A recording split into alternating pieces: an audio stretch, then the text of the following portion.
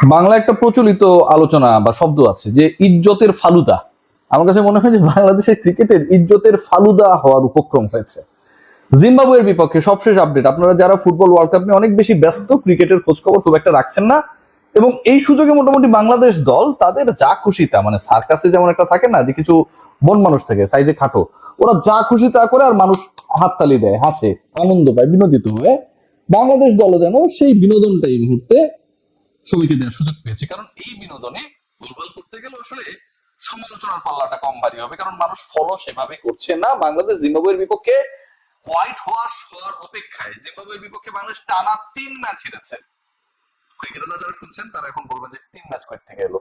প্রথমে টেস্ট হেরেছে ইনিংস ব্যবধানে, এবং সেটা 2.5 দিনে মাত্র। পরের দুইটা ওয়ানডেতে বাংলাদেশ প্রথমটা 116 রানে অল আউট হয়ে গেছে, এবং পরের ম্যাচে সবশেষ ম্যাচ কিছুক্ষণ আগে যেটা শেষ হলো সেখানটাও পরাজিত দলের নাম বাংলাদেশ। এবং এই বাংলাদেশ যেভাবে জিম্বাবুয়ের বিপক্ষে পরাজিত হলো টানা 2 ওয়ানডেতে, পরের ম্যাচটায় বাংলাদেশ ডেফিনেটলি ফেভারিট না, এবং এই ম্যাচে পরাজিত হলে একটা দারুণ, মানে থাকে না যে অনেকে তো অনেক রেকর্ড করছে, লিওনেল মেসি রেকর্ড করছে কি যে পেনাল্টি মিসের বিশ্ব রেকর্ড, ওয়ার্ল্ড কাপে পেনাল্টি মিসের বিশ্ব রেকর্ড।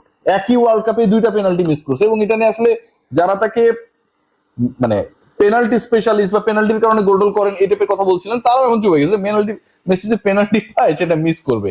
তো বাংলাদেশ দল এখন ওইরকম একটা দারুণ অগৌরবের রেকর্ডের সামনে দাঁড়িয়ে যে জিম্বাবুয়েতে গিয়ে তারা হোয়াইট ওয়াশ হয়ে আসলো। এই 2026-এ যেই বছর এই দলটা অস্ট্রেলিয়াকে হারিয়েছে, যেই বছর এই দল ওয়েস্ট ইন্ডিজ, পাকিস্তান, নিউজিল্যান্ডের মতো দলের বিপক্ষে ওয়ানডে সিরিজে জিতেছে, যেই বছরে বাংলাদেশ দলের নতুন ব্র্যান্ড ক্রিয়েট হয়েছে যে বাংলাদেশ পেস অ্যান্ড বাউন্সি উইকেটে খেলতে অভ্যস্ত, এবং সেই টাইপের উইকেটে বাংলাদেশ দল আলটিমেটলি যে কোনো প্রতিপক্ষের বিপক্ষে ভয়ঙ্কর হতে পারে, রেজাল্টটা তাদের পক্ষে নিতে পারে। সেই বাংলাদেশ জিম্বাবুয়ের বিপক্ষে হোয়াইট ওয়াশের অপেক্ষায়। টানা 7টা ম্যাচে পরাজয় তামিম ইকবালের ক্রিকেট বোর্ড আসার পর থেকে, এবং যিনি এই মুহূর্তে ক্রিকেট অপারেশনসের দায়িত্বে, এবং এই ব্যর্থতার বিশাল দায়ভার তিনি এই সিলেকশনের সাথে কিংবা টিম ম্যানেজমেন্টের ভেতরের ডিসিশন মেকিং এর সাথে থাকুন আর না থাকুন, যেহেতু তিনি অফিসিয়ালি ক্রিকেট অপারেশনস এর চেয়ারে রয়েছেন, এই টানা 7 ম্যাচে পরাজয়ের দায় দায়িত্ব পুরোটাই তার। 7 ম্যাচ করতে হলো জিম্বাবুয়ের বিপক্ষে 3 ম্যাচ টেস্ট সহ। এর আগে বাংলাদেশ অস্ট্রেলিয়ার বিপক্ষে হেরেছে, এবং অস্ট্রেলিয়ার বিপক্ষে বাংলাদেশ 3টা টি-20 হেরেছে, তাহলে হচ্ছে 3 আর 3-এ 6, এবং লাস্ট ওয়ানডেতে পরাজিত হয়েছে। মানে 7টা ম্যাচে বাংলাদেশ জয় দেখে না। বাংলাদেশ গত 7 ম্যাচে 3 ফরম্যাটেই পরাজিত হয়েছে। গত 7 ম্যাচে বাংলাদেশ 3টা ওয়ানডে হেরেছে, 3টা টি-20 হেরেছে, একটা টেস্ট হেরেছে, এবং সেটা ইনিংস ব্যবধানে জিম্বাবুয়ের মতো দলের বিপক্ষে।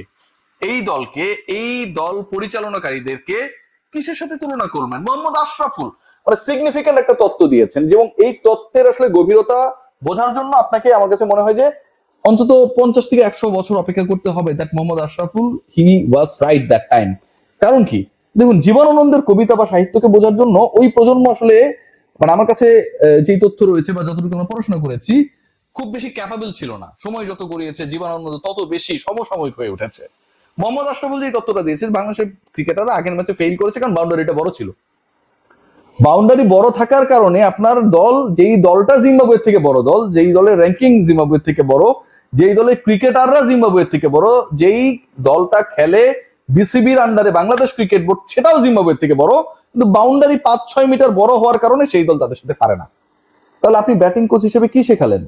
বড় যদি হয় বাউন্ডারি লাইন কিভাবে ক্রস করতে হবে, কিভাবে বাংলাদেশ মিসিটের কারণে বাউন্ডারি লাইনে আউট হবে না, সেই জ্ঞানটা দেওয়ার দায়িত্ব যার, সেই তিনিই বলছেন যে আসলে বাউন্ডারিটা বড় ছিল। পরীক্ষায় আসলে অঙ্ক এসেছে, থাকে না অনেক ক্ষেত্রেই অঙ্কগুলো একটু চেঞ্জ করে দেয় নাম্বার, অথবা অনেক ক্ষেত্রে যখন ম্যাথস পরীক্ষা হয় আমরা দেখি যে অনেক অনুসিদ্ধান্ত থেকে অনেক ডিসিশনস গুলো আসে, রাইট?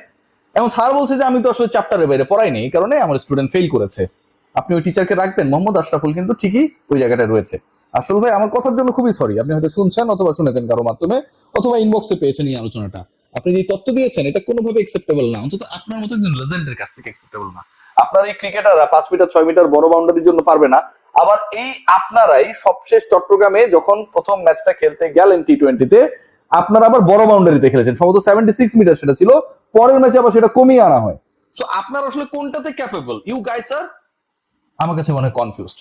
আজকের ম্যাচে যদি দেখেন যে এই ম্যাচটায় বাংলাদেশ যখন হারলো 13-14 রানের ব্যবধানে, 12 বলে 14 রান মনে দরকার ছিল লাস্টে, মেহেদী হাসান মিরাজ যেই শটটা খেললেন, পাওয়ার প্লে চলছে, 5 জন ফিল্ডার ভেতরে, you have enough space to place your ball. Very first বলে আপনি যে মিজিটটা করলেন শর্ট পিচ বলে আপনি আউট হয়ে গেলেন। বাংলাদেশ অন্তত লাস্ট ওভার পর্যন্ত ফাইট করার অবস্থায় ছিল, জাস্ট দুটো ছক্কা লাগতো তাহলে বাংলাদেশ এই ম্যাচটা তাই হয়ে যায়। আপনার হাতে 12 বল 14 রান লাগবে, সেই মুহূর্তে আপনি যে শটটা খেললেন ভেরি ফার্স্ট বলে এবং সেটা আপনি মিসজাজমেন্ট করলেন, এটা তো ক্ষমার অযোগ্য। তাওহিদ হৃদয় 90 বল খেলে 60 রান করলেন, 90 বল খেলে 60 রান, রিয়েলি ম্যান এটাও সম্ভব? এই ম্যাচে তো আমরা অন্য ব্যাটারদেরও দেখেছি, আমরা তানজিদ হাসান তামিমকে দেখেছি আর্লিয়ার স্টেজে এবং তিনি করেছেন হচ্ছে 70 বলে 57, 81 স্ট্রাইক রেটে।